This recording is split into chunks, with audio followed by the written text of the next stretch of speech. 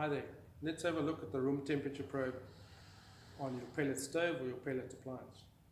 On the back of your unit, you'll see two leads, two cables, normally a thick one like this, which would almost always be your power lead, and a thin one like this, generally plugged in right next to the power supply with a bulb on the end, normally less than 1 meter long.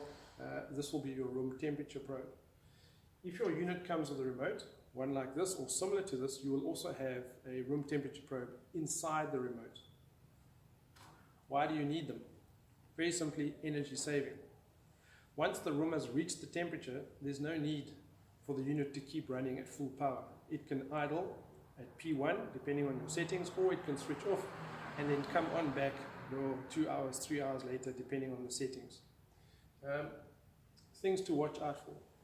What you don't want to do in season when you're using the unit is have this rolled up like a pig's tail and stuck behind the unit. Why? Because it's going to read the temperature at this height behind the unit.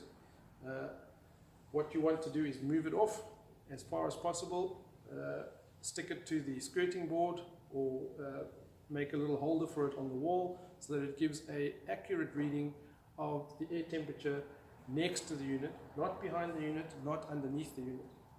Similarly, for the remote, what you want to watch out for is that you don't take the remote out of range, especially if you're trying to heat up a slightly larger space. You've moved the remote 7-8 meters away.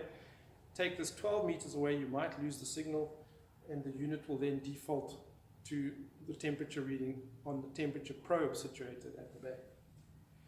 Errors, as I said, if you take this out of range, you will get on the remote here, device not found. If there is a fault with this room temperature probe, or if it gets unplugged, for example, the kids are fiddling in the back and they pull it out, you will get an E10 error. Okay, very simply, that is the basics of the room temperature probe, what it's used for, why it's there. And before you go, one more thing. We mentioned the power supply. If I take this power supply out, you will see I'm going to take the temperature probe out as well. Take this out.